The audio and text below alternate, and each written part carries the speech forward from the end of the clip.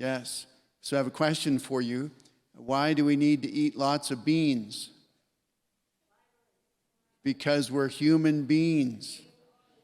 Yeah. But I sure appreciate Dr. dos Santos' sense of humor and his songs. The songs are nice, aren't they? Really great. Yes, the ukulele is fantastic. So, at any rate, it's a great day, and we want to pause and just invite God to bless this time together. Let's bow our heads.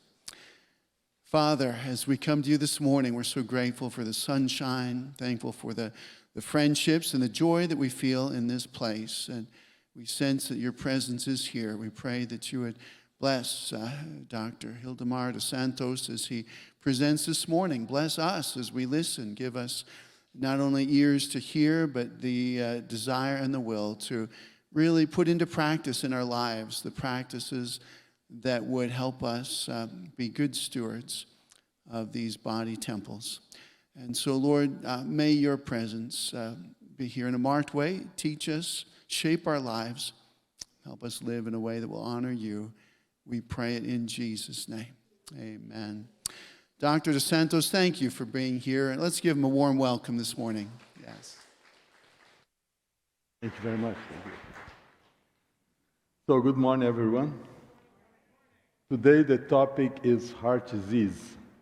And I was confirming here something that happened in 2004.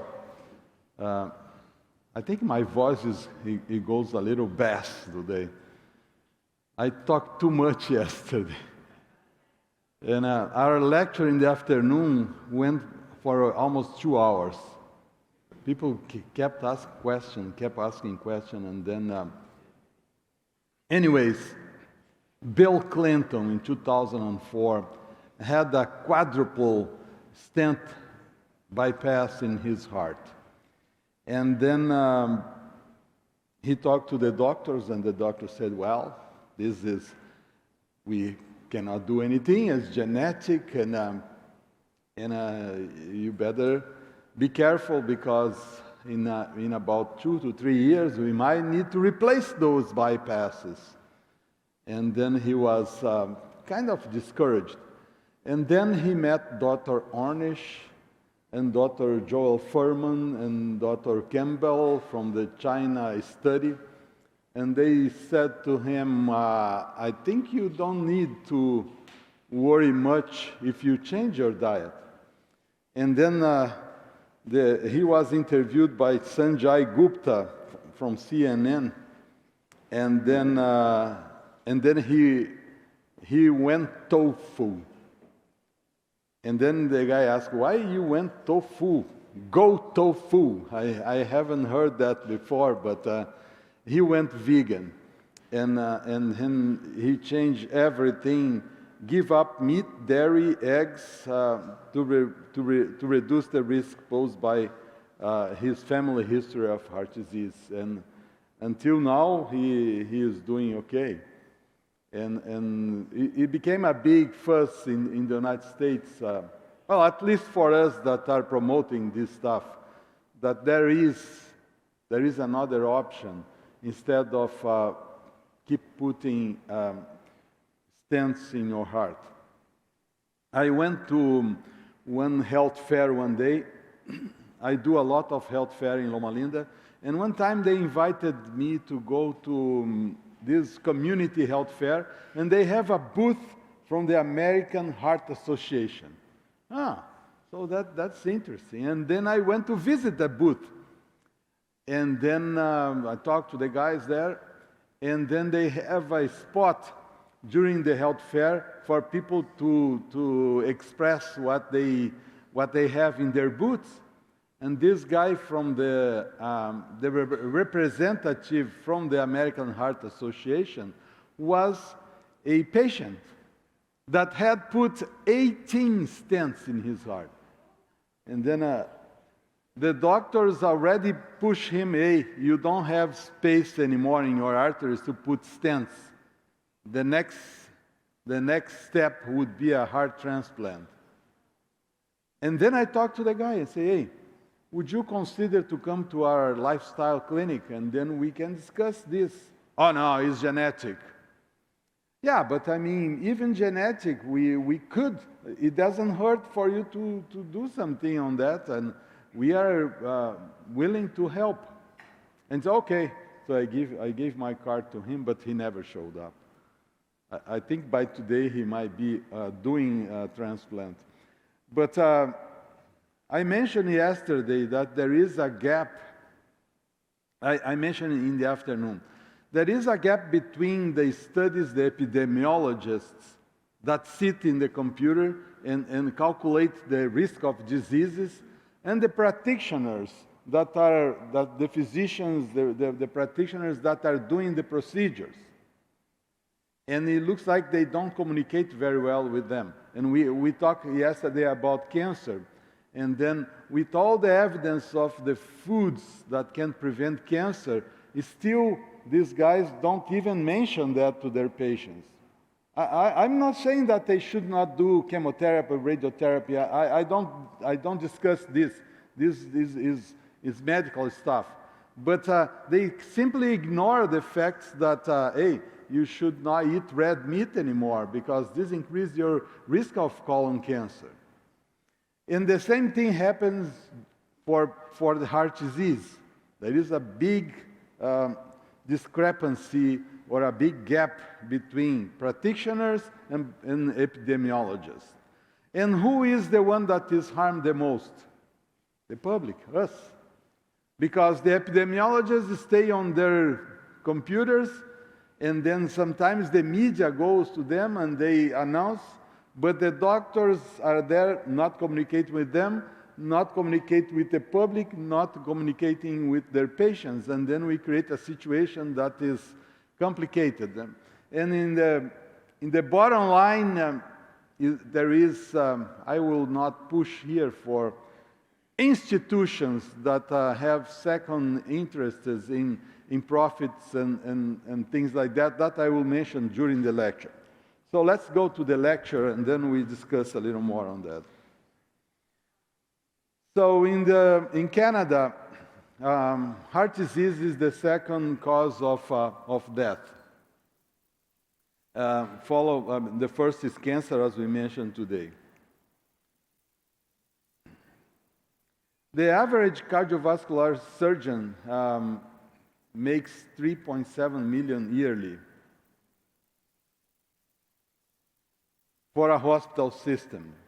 So having one heart surgeon in the team will make this revenue for the hospital.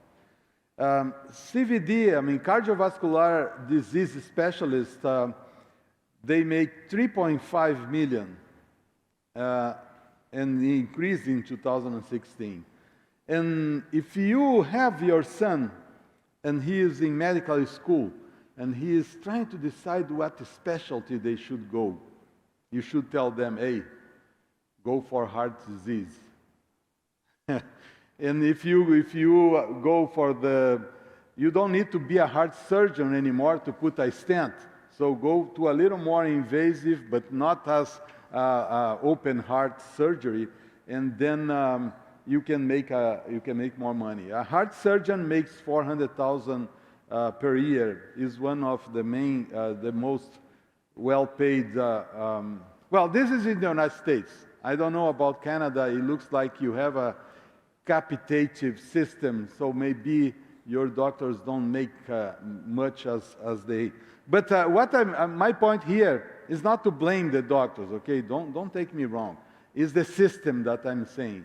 The system is making money for the system, for the hospitals, and not interested in procedures or lifestyle that will decrease these profits. We have in 2010 16 million deaths in the world. In 2019 was 18 million. So 18 million people dying per year because of cardiovascular diseases and stroke. in the World Health Organization put together cardiovascular disease, stroke, and heart disease, and all sorts of heart disease. Think with me, if we could decrease 50%, and I believe it is possible, to decrease 50% with lifestyle, we would save 9 million people, almost 10 million people, would not die. I can be a little more affirmative with that because we have more evidence. With cancer, I cannot say much because we don't have much evidence, epidemiological evidence, and lab evidence. But with heart disease, we have.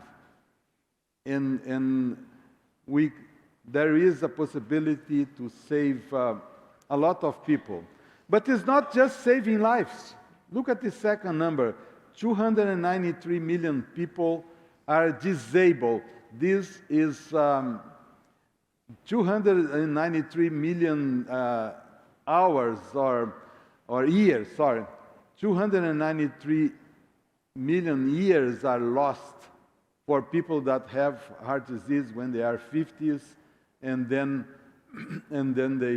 they cannot work anymore, or they can work but they are not performing as well as they did before. So during the COVID-19, I have a friend that got a heart attack, a Brazilian guy, 50 years old. But fortunately, he got the message. But with 50 years old, he had, on the same year, he had 2 kids for the first time, 2 daughters, twin daughters. And then was maybe the excitement or whatever, but he got this heart disease. He put 2 stents, and then he contacted me and said, well, what should I do now? And then I told him, I told all the stories. I asked him to read the book about heart disease by Dr. Esselstyn, and I will mention Dr. Esselstyn here. And he followed. And I called him when I was coming to Calgary. I was in Seattle airport, and I was talking to him. He said, "No, I'm okay. And I am following my diet, I'm following my lifestyle, and I don't have any problems." And that's great. Okay, of course, it's 1 year or about 2 years already, but there is a possibility for improving this. The prevention of cardiovascular disease could decrease 80% with four items. So that's what I was even better or less, I would say, I lost the word here. But I was not pushing for too much. I got 50% we could improve. But the science, this is from Dr. Rip, that is a special cardiovascular specialist in lifestyle medicine. He wrote 2 books this size on lifestyle medicine, and his area is cardiovascular disease. Could decrease 80% with these 4 prevention using these 4 factors. It could decrease 90% of diabetes. So we will talk about diabetes in another lecture.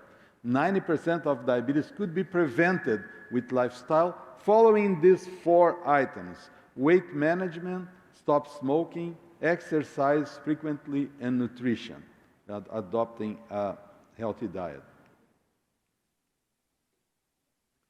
Well, this is the United States. I'm not going to stay here. What are the modifiable factors that the American Heart Association consider? Tobacco, smoking, cholesterol, hypertension, diabetes, obesity, exercise, nutrition. So they have a few items more. I'm not going to talk much about smoking. Just mention that smoking is still responsible for almost 500,000 deaths per year in the United States. So, and the rates of smoking in the United States have gone down, as you see there. um, is about 17%. And there are some classes, some races that have more, like 14% in the blacks compared to 13% in the whites. But look at the Native Americans. And I talked to one lady here, and she mentioned that even in Canada, the Native Americans here, they smoke a little bit. It looks like smoking resemble them about the fire and the smoke that they used to do in their culture. I don't know. Native Americans in the United States, they have all sorts of problems with behavior. They have a problem with alcohol. And they have a problem with diabetes.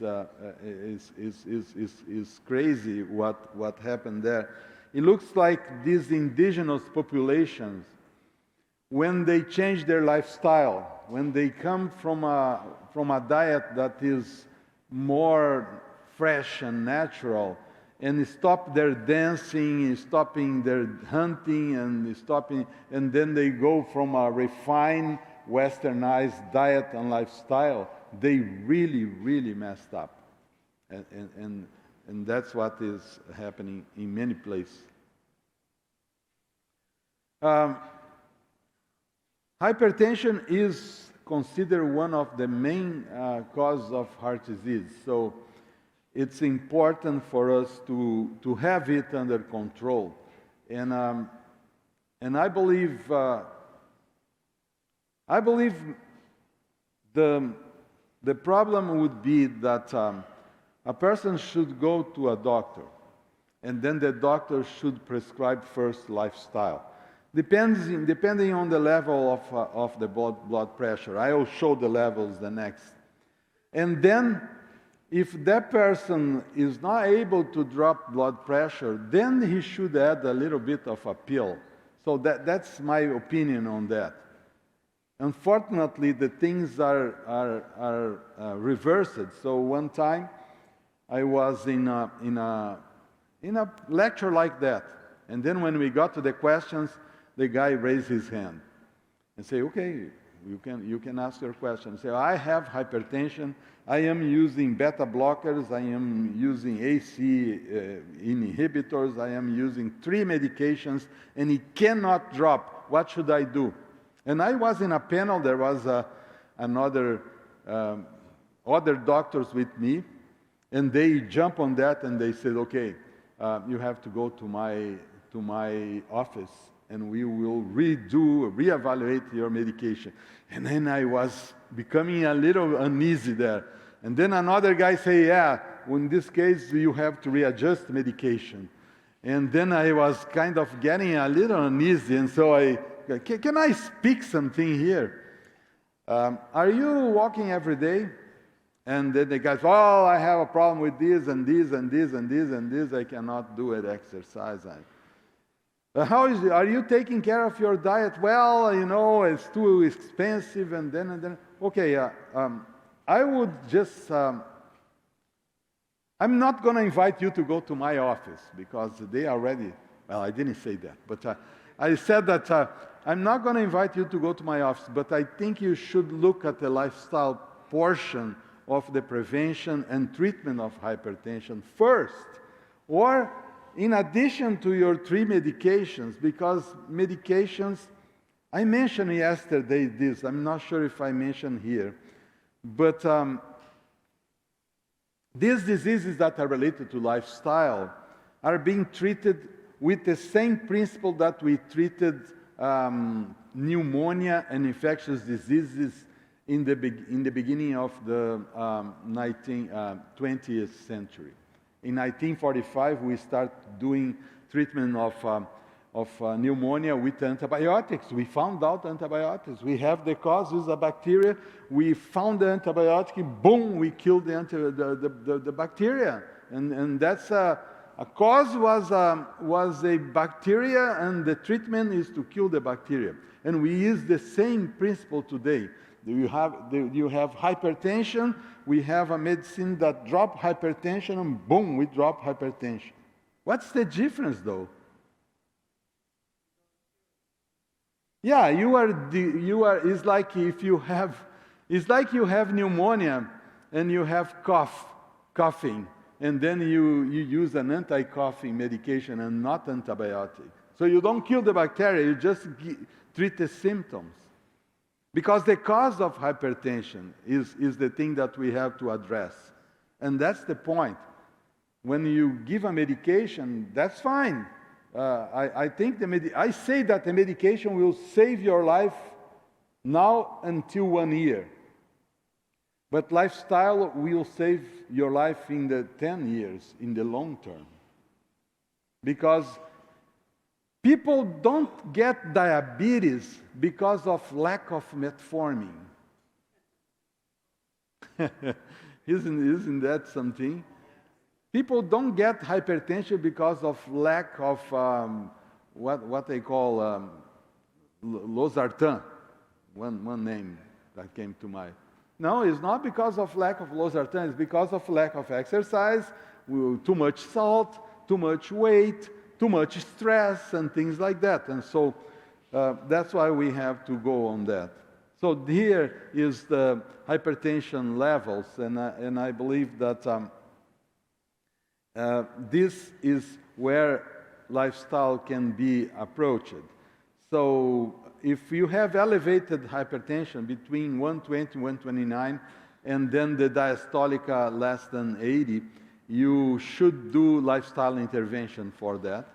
If you have what they used to call pre-hypertension, but now is hypertension stage 1, 130 to 129, to 139, and 80 to 89.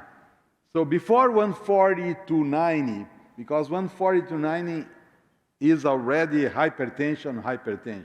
The other ones are beginning to have hypertension. Before that, when you have this, you should do lifestyle. The thing is that when you get to 140 over 90, people say, okay, now you need medication. And medication only, and that's the problem. That's not what we are talking about. You need lifestyle all across the board, and then you need to add a pill if your blood pressure will not drop if it's 140 over 90, because you have a high risk of heart attack and stroke, immediate risk, with the potential to drop that. People don't believe that we can drop that. One time I have a group of people that we were doing a New Start. I think some of you heard about New Start. And then we did the New Start, and we have a patient. And the patient had hypertension, and he was using 2 pills for hypertension. And then I was checking, and then his blood pressure started dropping. He was 110 over 70. And he was feeling dizzy. And he came to talk to me, and I said, we have to eliminate 1 pill. So, oh, no. Cannot do that. My doctor told me, no. I say, well, your blood pressure in this program here is dropping, and then you are going to faint. And then low blood pressure is also a cause of stroke. Don't you know that? No. The doctor said no. And then I told him, okay, let's make an experiment. Let's take 2 days with 1 medication. And then we drop one medication, and he was fine. The pressure went to normal, and then he continued with 1 medication. That's what I'm talking about. Lifestyle is a prescription for hypertension, no matter what. No matter if you are doing pills or not pills. But pay attention here. If you have a higher than 180 or higher than 120, you don't do lifestyle. You send that person to the doctor, okay? One time we were in a health fair, and then we came this lady, and the pressure was 200 by 130. And then I told my assistant, hey, you help her to go to emergency room. This is not a place. No, but she wants a lifestyle counselor. She wants to take garlic. And so forget about lifestyle. Take this lady to the emergency room. She's going to have a stroke in here. But they took. I don't know what happened later on. Diabetes. We will have a lecture about diabetes, so I'm going to skip this slide because it's going to be what we are going to address. But just to see that 75% of the causes of that in diabetic patients are because of heart disease. So heart disease is the main complication of diabetes. Sometimes we think, well, diabetics will have a problem in the legs, they will have a problem in the kidneys, they will have neuropathies, and we forget about heart disease. But it's the main complication of diabetes is heart disease. Well, we got to our music session early this time, but to prevent you to go to sleep. Oh, okay. I believe you know the song now. Let's stand up, please. Thank you.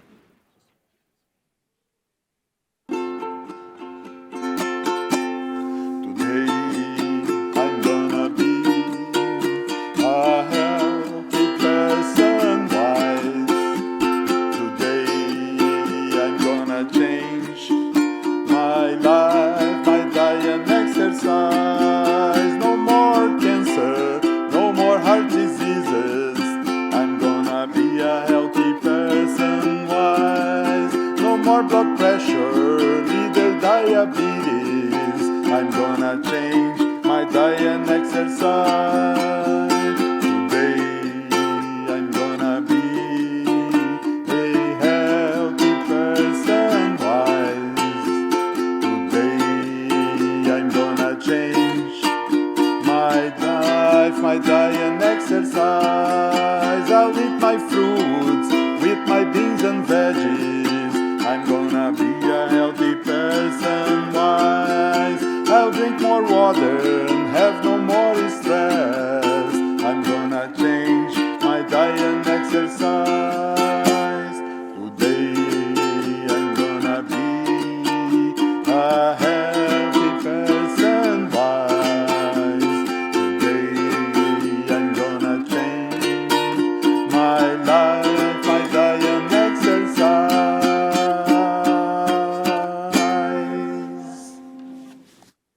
You may sit.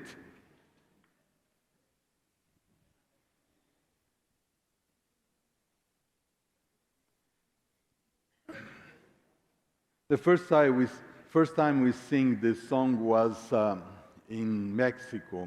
I was invited to a lecture for the American College of Lifestyle Medicine in South America. You know, they invite me because I speak Spanish. That's the only reason. And it's funny, but one time I was invited to the Pan American World Health Organization, Health Organization in Brazil, and my dean chose me to be representing Loma Linda, and that was the first and the last one. And then I figured out I was the only Portuguese speaking person in the faculty. But when we sing that in Mexico, it was translated to Spanish, and then there was a lady from Colombia, a doctor from Colombia, and then 1 month after that, she called me and she said, "Can I use your song in my radio program in Colombia?" I said, "Well, of course you can." And then they recorded with a professional singer. My goodness.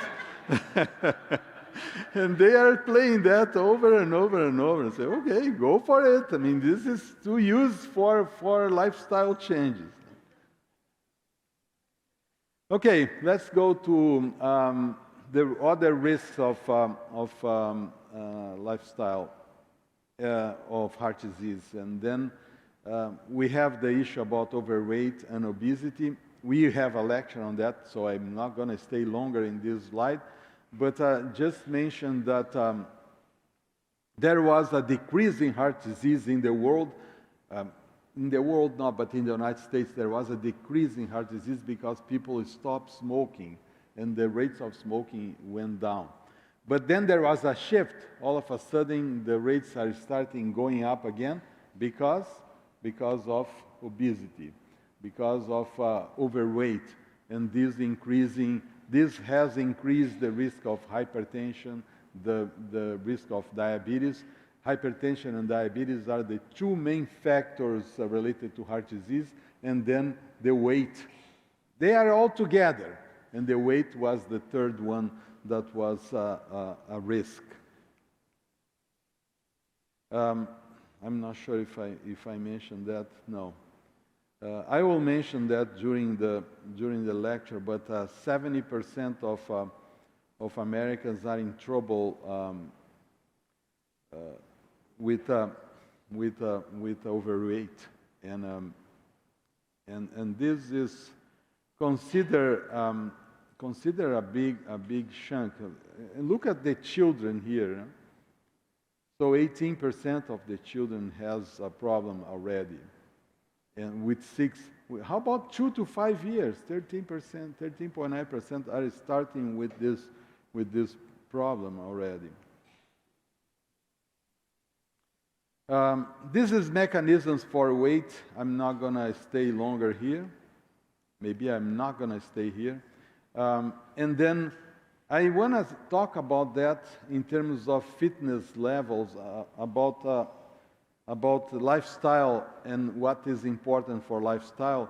But I am focused on this part here, sitting. If every adult decreased sitting to watch TV or computer by less than 3 hours per day, life expectancy would increase by 2 years. This was by Dr. Rip in the United States again. So in Loma Linda, we have this idea that sitting is bad for your health.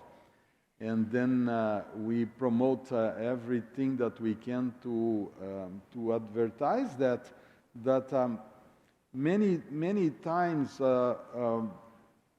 we go to a gym. We work the whole day, and then we go to a gym and spend 1 hour in the gym doing workouts, and okay, I'm good. But they figured out that if you stay 8 to 10 hours sitting, and then you go to the gym, that 1 hour in the gym is not enough to compensate for your sedentary time. I'm not saying don't go to the gym, okay? Because many people say, oh, so I'm not going to go to the gym anymore. That is going to be worse. What I'm saying is that we should have breaks during the day. Stand up, do something, and don't spend more than 1 hour sitting, and that's the point. And this was brought not by Loma Linda physicians. This was brought by Dr. James Levine. I mentioned, I'm not sure if I mentioned yesterday here, but I mentioned in the afternoon, the NEAT, non-exercise activity thermogenesis, is important. It's more important to control weight and to improve our lifestyle, our physical fitness, than doing just 1 hour of exercise and stay sitting down the whole time. So we need to figure it out ways to break this cycle of sedentariness that we have, that stay longer times just in the computer and doing that. James Levine, I think he was from Yale University, and then he created this. He was the first one that created this aerobic desk when he was typing and attending the phone in a treadmill, and just moving a little bit and doing that. In my office, I put a bike. I have a bike there with my computer, and also I have a stepper. And then those things help us to not get... I rarely sit during the day. I sit when I am tired.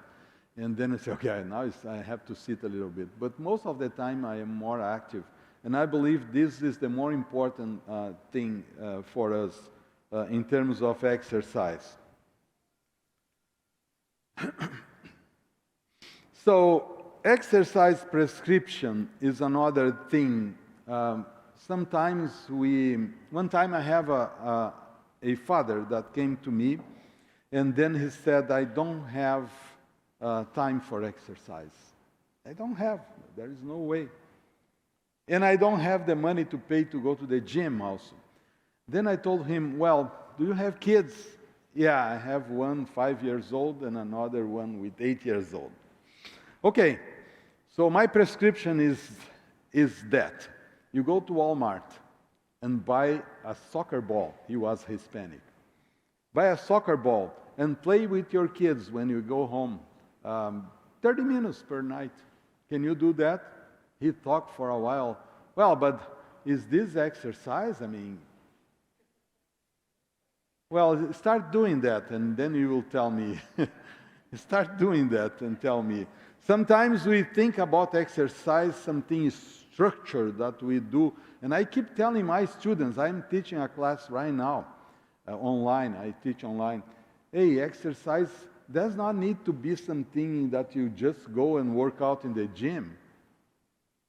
Does not to be only that. Again, I'm not saying if you go to the gym, very good. I like the gym. I go, but I'm saying that exercise could be natural exercise, could be something you do with your family, something that you do. You need to be active, and that's the last phrase here. Be active every single day. So that's the secret of exercise. And moderate exercise is even better. We did a research, it was not published, but it was a prevention of stroke in the Adventist Health Study. And there was a girl that did this research, and we figured out that mortality decreased for people that do moderate exercise, like 1 hour or less per day, but not very intense for stroke mortality. And then when the exercise was increased by 2-3 hours, then the risk of stroke increased. Unfortunately, this was not published because I don't know what happened. This was in the Adventist Health Study, and I was just one of the participants, and the lady could not finish her research. She was from Saudi Arabia. She moved back and never published. But it was interesting to notice that exercise was good at a certain point, and after that, the benefit was kind of, I think we discussed this yesterday, that exercise, I think was this gentleman here in the front that mentioned about the production of free radicals when you exercise too intensively and too long. And then we talk about the immune system mostly. When you exercise, like a running marathon is not a good idea for the immune system. And running a marathon during the pandemic is a crime, in my perspective. So, because we know that this exercise, when you pass, I would say 1 hour of this running marathon, if you are not used to, your immune system will be suppressed. When you pass 2 hours of this exercise, if you are an athlete, your immune system will go down too. And did you hear well? Yeah, the most experimented person in exercise, I would not say in the world, but in the United States, is Dr. David Neiman, and he is a graduate of our program.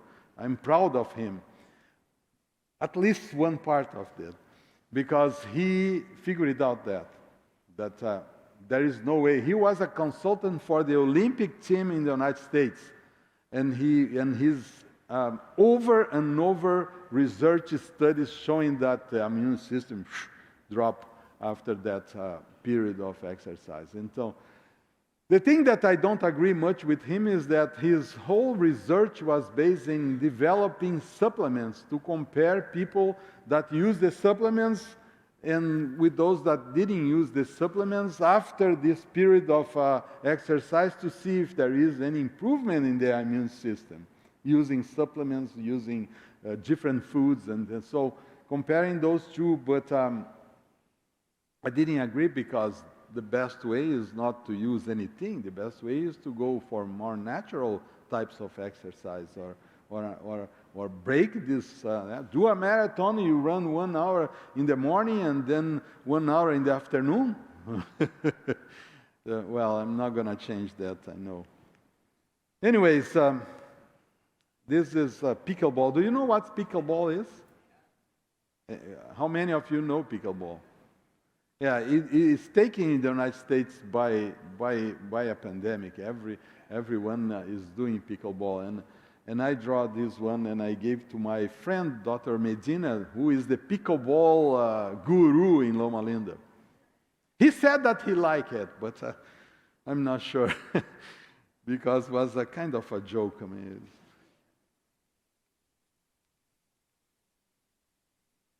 for nutrition, so the recommendation for coronary vascular disease by the American Heart Association: to eat more fruits and vegetables, eat fish 2 servings per week, fiber, more 1.1 gram for every 10 grams of whole grains, sodium, less than 2,500 milligrams, sugar beverage, less than 450 calories per week, 1/4 of cup of beans a day.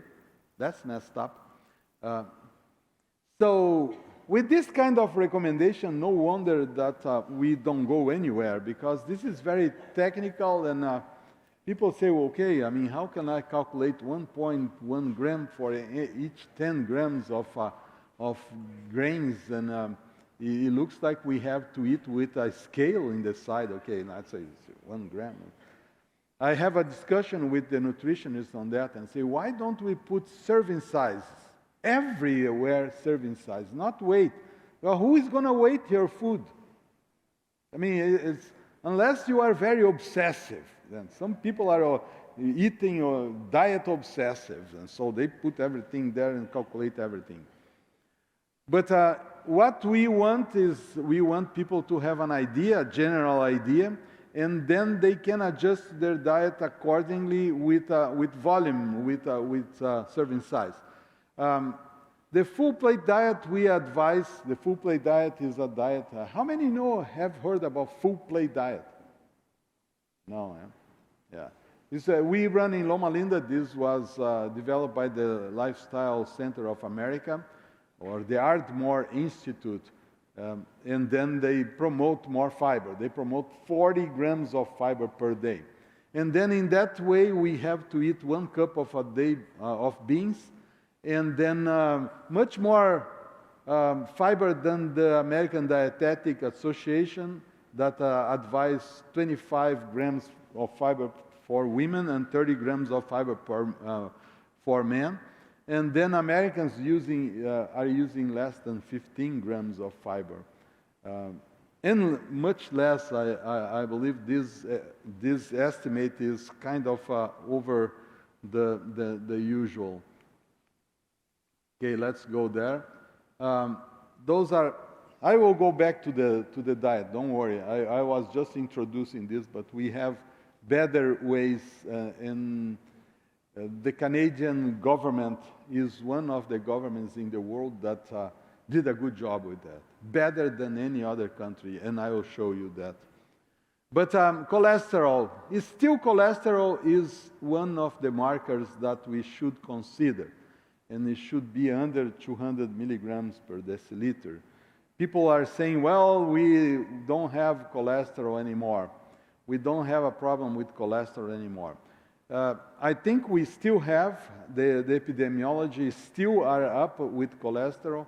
The only thing is that cholesterol is not just eating less eggs or less red meat. There are some vegan guys that have a pretty high cholesterol, because your body can fabricate cholesterol, and the liver can fabricate that. Another thing is that cholesterol has to be eliminated by the duodenum and by the bile acids through the intestines. If you have a problem of constipation, the trend is that your cholesterol will go up because the elimination process is not functioning. That's why fiber is very important. Fiber is important because the flow in the intestine is faster. Fiber is important because it creates a layer on the foods, and then when cholesterol is there, it will trap it, will not be absorbed anymore or reabsorbed anymore to increase the levels. So vegetarians, so then we have HDL cholesterol. For many years, this was considered one of the most important. Is already not the most important one because they have different types of HDL, but it still is considered a good cholesterol, and levels like 40 and higher for men and 50 and higher for females is good. I mean, it's good to have those values. Vegetarians have low HDL levels. But if they have a low HDL level, but they have a low cholesterol level, there is no problem. Because HDL is a protein that gets the cholesterol from the blood and take to the liver, eliminate this cholesterol to the bile acids to the intestine. If you don't have excess of cholesterol, you don't need to have an HDL level. That's why we like to have this ratio here, cholesterol and HDL ratio, and then it should be lower than 5. 3.5 is ideal.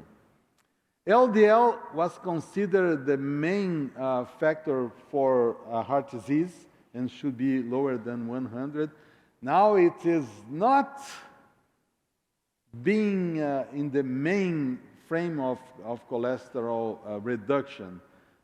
So there is a big discussion that we should have other tests for that. Your doctor still will go with that because this is being discussed among the specialists, but they will still ask you to have lower LDL. LDL is the protein, is a lipoprotein that will get the cholesterol that is in the blood and will store it in the arteries and create the plaques. We don't want that kind of cholesterol. Then we have triglycerides that should be less than 150, and non-HDL levels that should be lower than 120. Well, this is just total cholesterol minus HDL. It's similar to what we calculate here. Well, this is just for you to have an idea. Maybe most of you know about that. What is coming now is that heart disease is an inflammatory process. So it's not just related to lipids, but there is an inflammation there. That's why an anti-inflammatory diet is important. So they have this high-sensitive C-reactive protein, CRP protein. And then if you want to see your risk of inflammation, you have to ask your doctor to ask for this level. High S, HS, CRP levels. It should be less than 1. From 1 to 3 is average risk, and then high risk is over 3.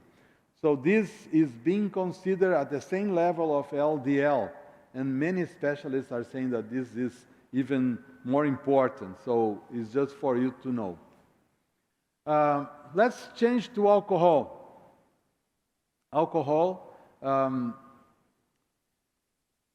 in moderation, is not protective anymore. 1 to 2 drinks per day, they said that was good. But it's very interesting. How can a substance, if you use 1 to 2 drinks, decrease the risk, and if you use 3 drinks, increase the risk? So that's something that I never understand in science. And that came from Europe. The Europeans there, well. Then what happened is that they started studying what is happening with the European studies. They figured out one thing first. Most of the studies were sponsored by the alcohol industry. Okay, we have a problem there. We started to have a problem. Then the specialists went there and checked what happened, because they have two groups that they separate: the non-drinkers and the moderate drinkers. Okay, the heavy drinkers, we don't have a problem; it causes heart disease. But they figured it out that between the moderate drinkers and the non-drinkers, the moderate has less heart disease, less mortality. And the scientists were intrigued by that. What is going on here? It's not possible. And then they figured out what happened. Many of non-drinkers, they included in the group of non-drinkers people that were forbidden to drink because they were sick. The doctors told them, hey, you cannot drink because you are sick. And they are about to die, they are about to have a bunch of... They include these guys in the non-drinker category. That was not fair. When the scientists revised those studies and figured it out and took all of this group of people that are sick, and that's why they could not drink, there was no effect, no difference between moderate and non-drinkers. And that's the result until now. Even though many physicians are still thinking about the old system, the old values, and the old prescription, but there is no benefit for the heart for moderate drinkers at all. Another factor that affects heart disease is the stress. If a person is angry, highly competitive, ambitious, they might have one problem with platelets and endothelial dysfunction. That is the internal part of the arteries. The platelets are the ones that start the plaques, and then this will increase. So being on that level can increase the risk of heart disease. I remember I have a friend in Brazil, and he was a physician, and somehow I was director of a clinic, and he wanted my position.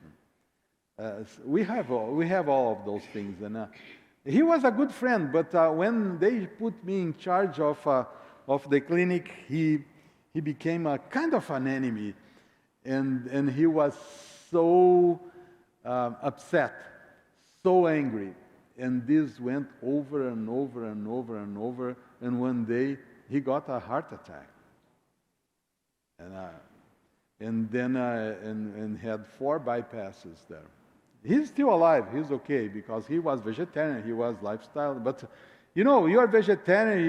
You do too. But sometimes we have to control of our emotions.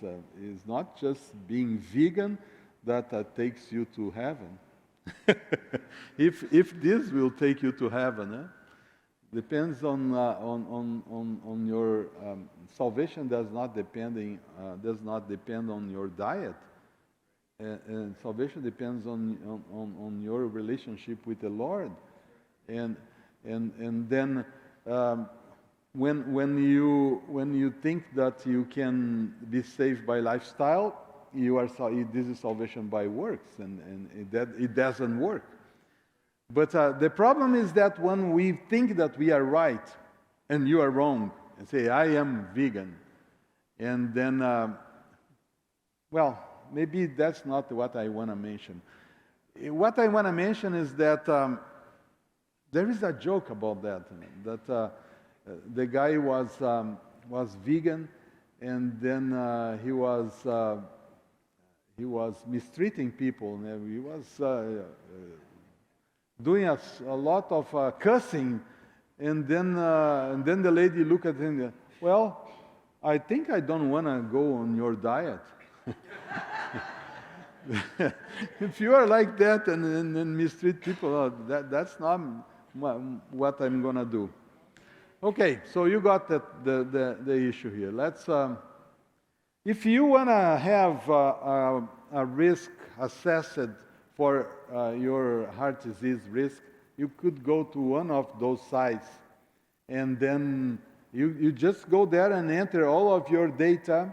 I think you don't need to identify yourself, but you put your weight, your blood pressure, your cholesterol levels, and they will ask a bunch of questions, and they will calculate your risk and in 10 years.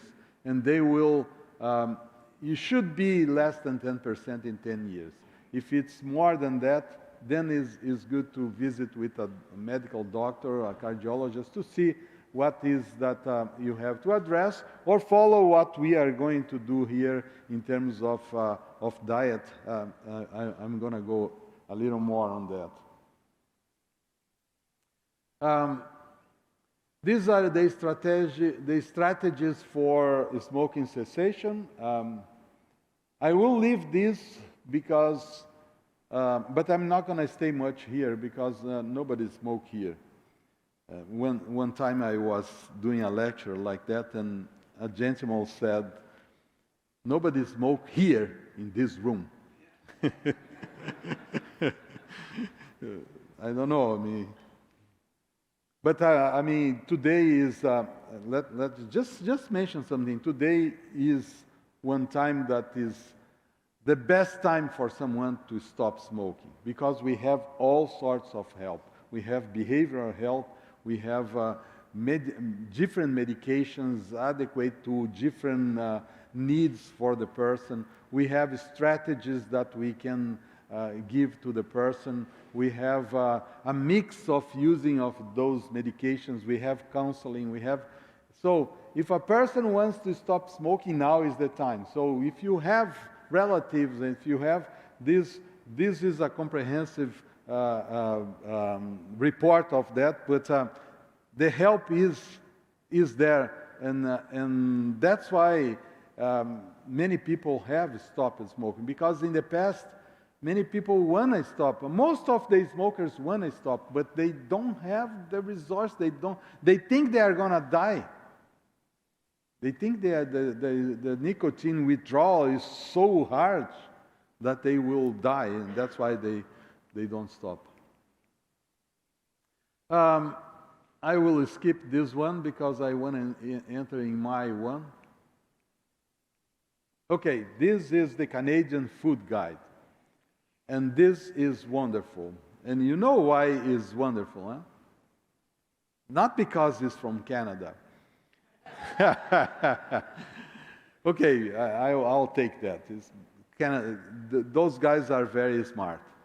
But the scientists that did this food guide, they didn't allow researchers from the food industry to be there. The food lobbies, the sugar lobbies, the juices lobbies, the dairy council, the meat council were not allowed to participate in this research. So, and then they did, in the United States, in the United States we have this group here that is not water, is dairy, because of the Dairy Food Council. And then that's what I believe this is pure research, pure science that figured out half of our food should be fruits and vegetables. This is great. This is what we have done in our traditions for years. And then the other half should divide by 25% foods, and one should be grains, whole grains. Many people say low carbs and low carb, no carbs. Well, we need carbs, but it depends on the quality of the carbs. And then we go by whole grains. That's great. And then we have the protein. If you are vegan, you have their tofu, you have beans, you have garbanzo beans, you have nuts. If you are not vegan, you have some meat, their chicken. If you are ovo-lacto vegetarian, you have dairy and you have eggs. So it fits all of the things. But it gives you a perspective that we don't need that much protein as we thought. What's the main food here in this food guide? Fruits and vegetables. I was raised in a culture in South America that we need protein, the gauchos. And if we have to eat protein 3 times a day. If you don't have proteins, you are not a human being. If you don't eat protein, you are not a man. You got to this point. And then we get, and most of cultures got to this, that, hey, protein is the most important. I went to, just to see the importance of protein, I went to the Pastors Convention in North American Division last month in Kentucky. And then we ate in the cafeteria.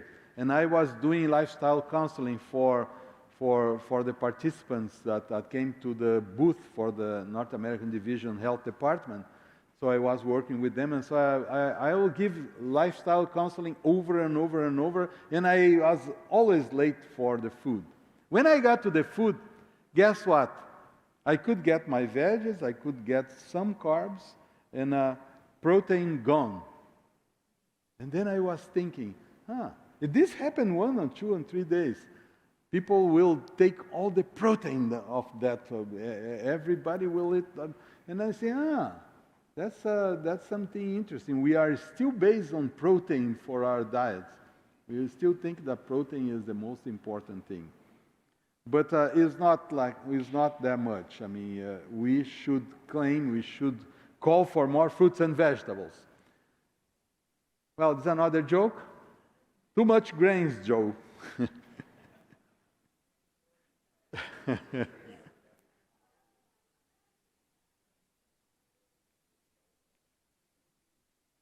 So in the Adventist Health Study, we figured out that the vegans are the ones that have lower BMI. The weight were lower in the vegans. In the diabetes between vegans and ovo-lacto, they were kind of almost the same. But compared to the ones that eat meat or semi-vegetarian or pesco-vegetarian, those are the best group. If you check the risk of heart disease, you see here, all the blacks one are the rates for non-vegetarians. So the non-vegetarians have more triglycerides, more glucose, higher systolic, higher diastolic blood pressure, higher waist circumference, and higher BMI. And the gray one are the ones that are vegetarian, more total vegetarian. So there is a protection there. In the last study with heart disease mortality done by Dr. Michael Orlish, they figured out that if we talk about cardiovascular disease, there is a decrease compared to non-vegetarian. For you to understand, we have to decrease this by 100 to see the risk. So vegans have 9% lower risk, lacto-ovo have 10%, pesco-vegetarian has 20% lower heart risk, and semi-vegetarian is about 15%. Let's go to the next for you to understand more. When they divide by groups, when they divide by male and female, it looks like the group that has less heart disease was the vegan here, with 42% less heart disease, 58 minus 100.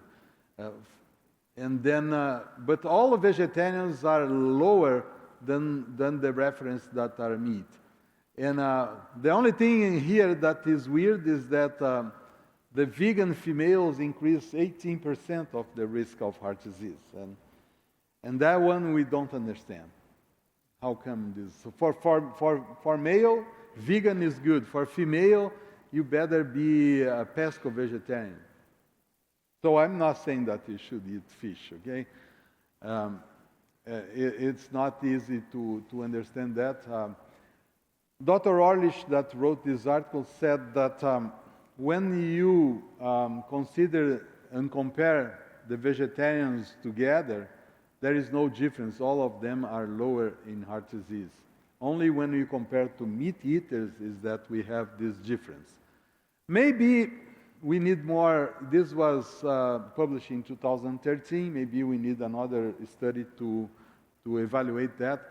The big problem with the Adventist Health Study, and we did one research on that, is we don't have many people dying, and then there's a problem. We did a research that was not published, that we start measuring people that enter in the study with 8 years old, and then we want to see 8 years old what is their mortality after 10 years. And then mortality, when you get to 8 years old, you are hard to die. And then when we figured out that lacto-ovo-vegetarian are the ones that die less of heart disease. Lacto-ovo-vegetarian. And then it was weird, because we should be the vegans or whatever, and why is that?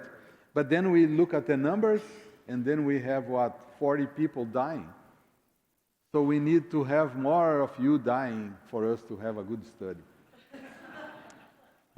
Sorry about that. It's supposed to be a joke, but black joke. But maybe we need more time to reevaluate those studies and have those results.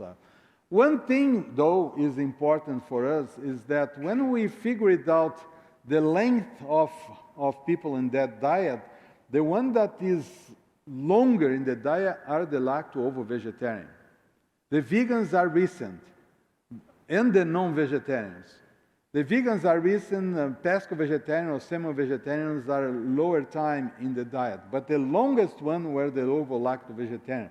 This could be an effect, but still we need to have more people for us to make an assumption or a conclusion, and not just an assumption. And then we need to repeat that test, that study in a few years. Okay, so let's go and see some examples of community that were done to decrease.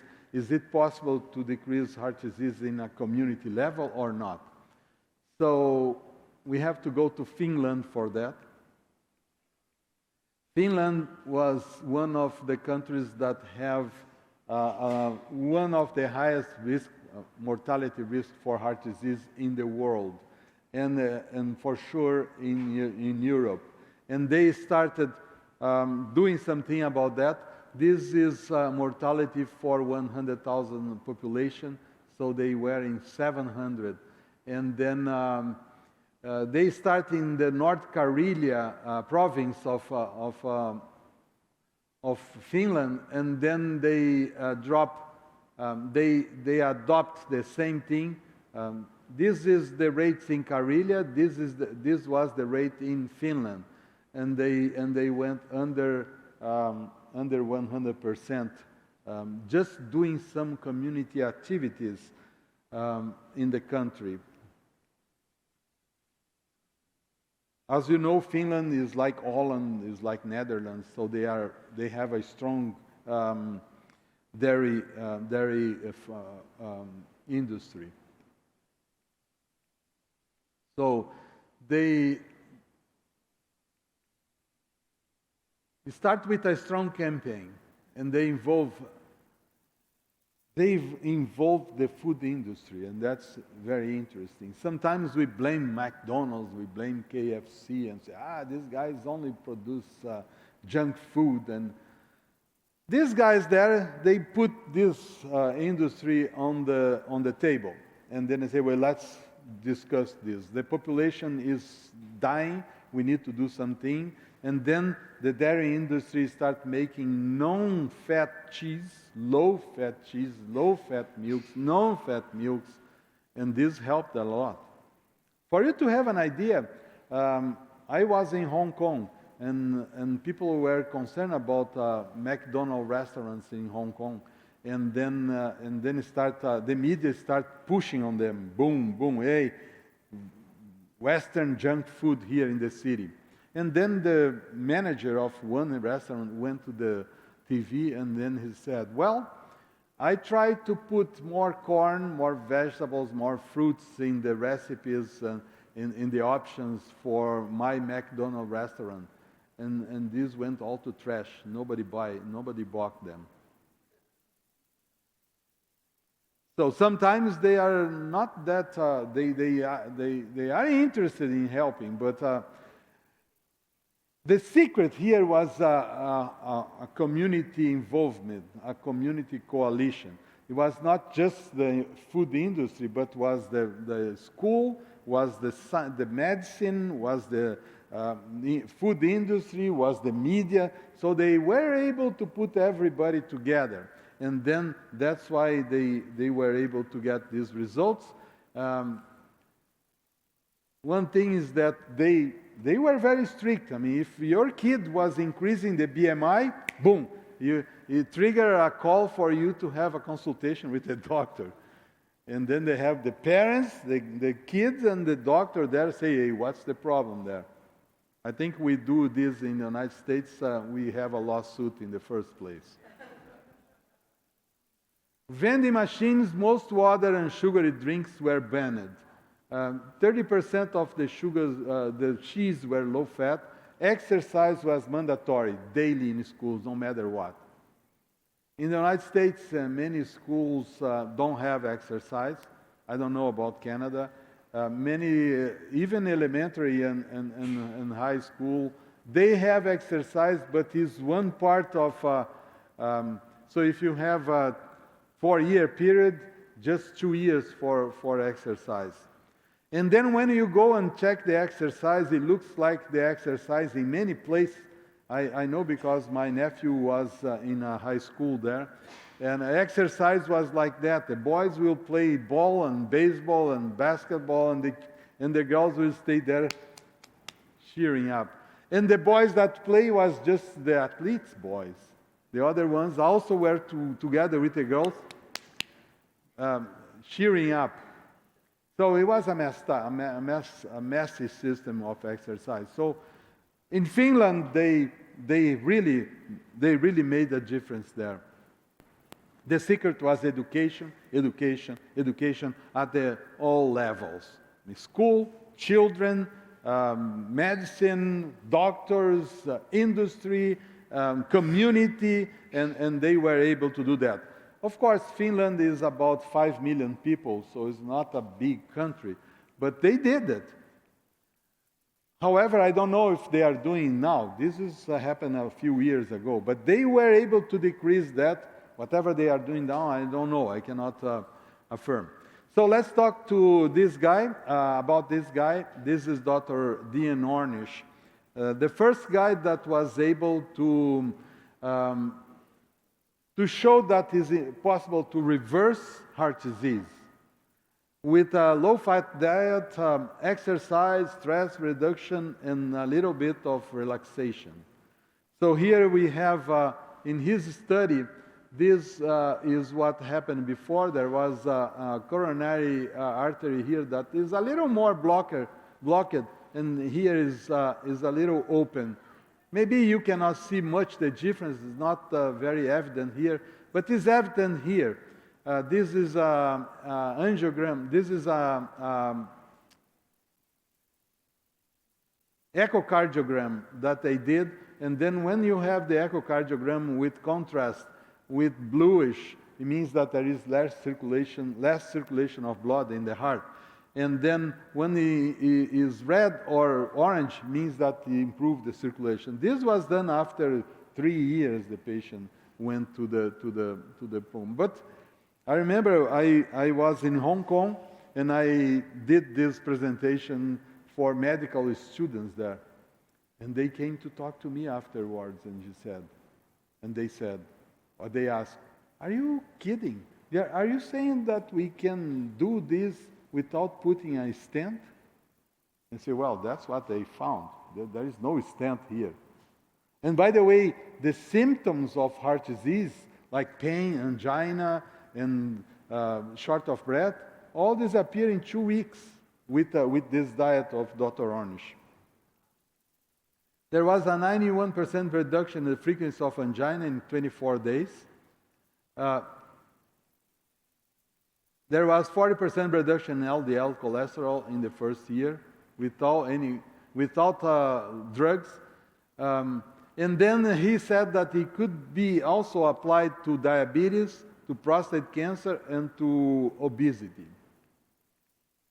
And then his diet is low in bad carbs, bad fats, and bad proteins, and have good carbs, good fats, and good proteins. Where is that? It's close to you, but in the United States. Well, even the Americans could not figure it out, this city. But this is Cleveland, Ohio. And I know very well because my daughter used to live very close to Cleveland. And this is Dr. Esselstyn. Dr. Esselstyn is the one that, when he made the first lecture on heart disease, he went to Loma Linda. And he put a hut, a chat, very messed up, comparing to the Cleveland office. And then he said, to prevent heart disease, you don't need this. You can do that under a very poor house. Why? Because what you need to do is ask them to eat more fiber. And you don't need to do much more than that. And that's why his diet eliminates everything like that. It's a little more strict than Ornish. Eliminate all of these. Even he eliminates avocado and nuts, and avocado and nuts and other sorts of fat. And then the foods that he advised was these: whole grains, legumes, lentils, vegetable, fruits, flaxseed, multiple vitamins, and vitamin B12. So here you can see a better picture of reduction. This is before the treatment, and this is after the treatment. And this is 32 months. So 32 months is going to be how many years? 2.5? 224 plus 6, 30, yeah, almost 2. Yeah, a little more than 2.5 years. But no stent. Again, the echocardiogram showing here less circulation and better circulation here. So it's possible to reverse this disease with this. This is the result of the participants. In 5 years, their total cholesterol was 137, HDL 37, LDL 76, triglycerides 143. In 12 years, almost the same. But it was very low. And the secret is the same diet, as you know. And this is my last slide. I give you every seed-bearing plant in the face of the whole earth, and every tree that has fruit with seed in it. This will be yours for food. Okay. You want to sing again? Okay, let's do it.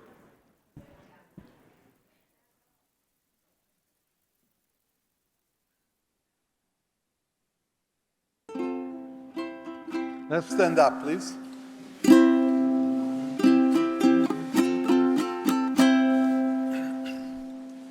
I want a life that's full of health and joy and peace, a life without diseases and pain. I want a life for many years, but again, I want a healthy life that never ceases. But I must eat a lot of fruits and veggies, do exercise and sleep all night, and have no stress, and drink a lot of water, and be with friends hiking nature.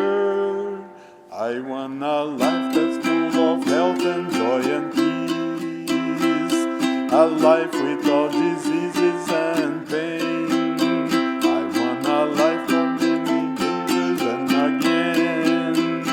I want a healthy life that never ceases.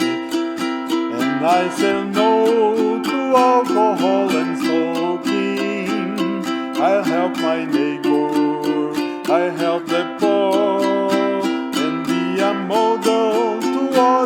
into family and live with the hope of eternity. I want a life that's full of health and joy and peace, a life without diseases and pain. I want a life for many years, but again, I want a healthy life that never ceases. I want a healthy life that never ceases.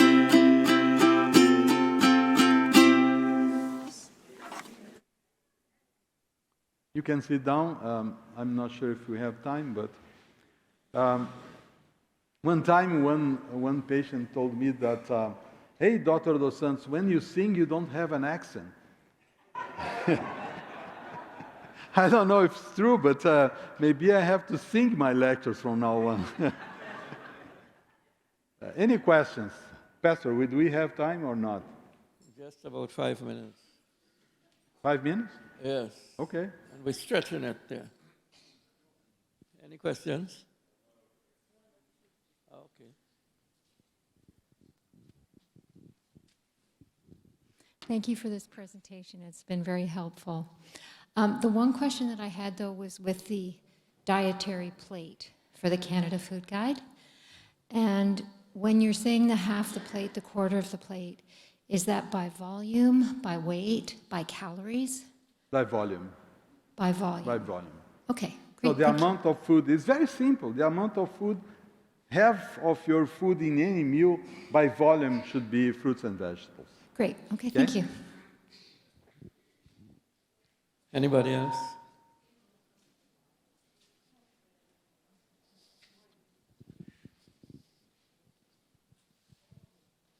I'm sorry I wasn't able to be here the whole meeting. Have you discussed eating fruits and veggies together? No.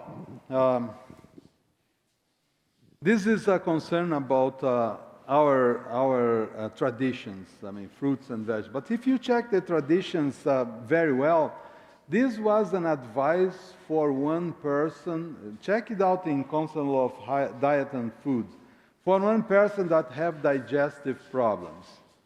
So for that guy, she was saying, hey, you better not mix those two. However, she also mentioned that we should not use too many varieties of food in one meal. We should vary from one to another. I believe this is more important than the combination. More important to not use a buffet type of food that you eat, a little bit of that, and that. So the stomach will not digest very well if you do so. But that's the point.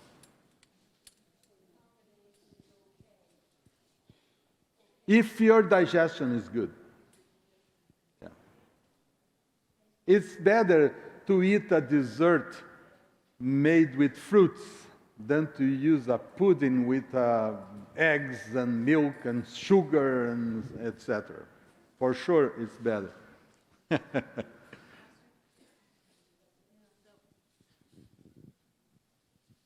The one study said no avocados and nuts. What do you say? I didn't get the question. That one doctor recommended no avocados and nuts. What do you say? Well, Dr. Esselstyn was in Loma Linda, and he did this presentation there. And of course, the Loma Linda Blue Zone guys, hey, what is going on there? We eat avocado every day. By the way, the vegans from the Advanced Health Study eat more avocado than anybody else in the world. And then, you compare the two. Dr. Ornish included that. Dr. Esselstyn does not include. But Esselstyn's point is that once you are in, this is a treatment diet. And I will take what he did, because if one has an accumulation of fat, and this fat was deposited in the heart, I believe during a period you should avoid everything with fat. By the way, I have a gentleman that came to me yesterday with fatty liver, and then he said, well, I have this, what do you suggest? And I suggest, well, 6 months. What you do in 6 months? Don't eat any fat. Even avocado, nuts, and olive oil. For 6 months, it's a treatment. So I take this as a treatment, okay? Period, during a period. Okay, see a hand in the back.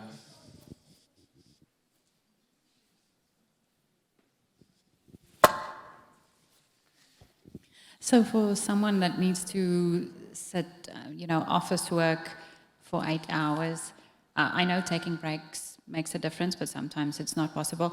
Would a standing desk be recommended? Will that make a difference, or will that cause other problems? Can someone, I cannot hear very well from here. I think the sound went there and back there. For someone that works 8 hours a day, I know you recommend taking breaks often, but would a standing desk make a difference? Well, a standing desk will make a difference. It's like that. It's better to stand than sit. It's better to walk than stand. It's better to run than walk. So it's better than stay sitting. But it's still, you should have a little movement on that, because if you have a risk of varicose veins, if you just stand, it will increase that pressure down. So for those that have that, I mean, it would be better to have something that will move a little more, or during the break. But having a standing table burn more calories, a standing desk, than sitting. There is an evidence on that. Now I figured it out, huh? I can hear. You were asking the question, I am behind there and was not hearing. You say, well, I have to check my ears. We have one more.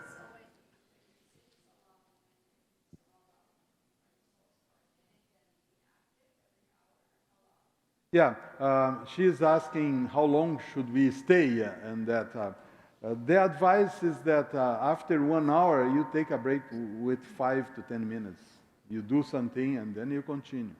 So that's it was interesting. I have a lady from one office in Loma Linda. 2 ladies came to my office we do bioimpedance assessment to see if the body fat is good, and the BMI, and the distribution of muscle, distribution of fat.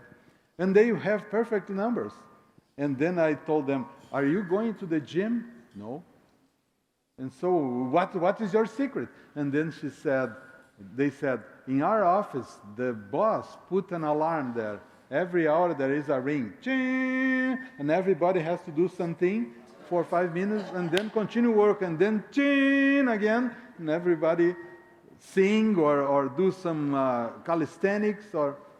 It was interesting, and because of that, her results without going to the gym were within the normal. Of course, this is a young lady, but many young folks, I will tell you, we examined the nurses in Loma Linda.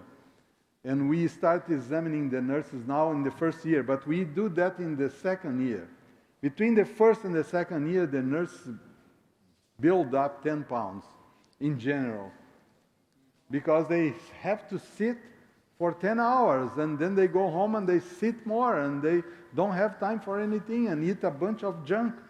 So in the moment that we start doing that in the first year, improve their lifestyle. Thank you, Doctor.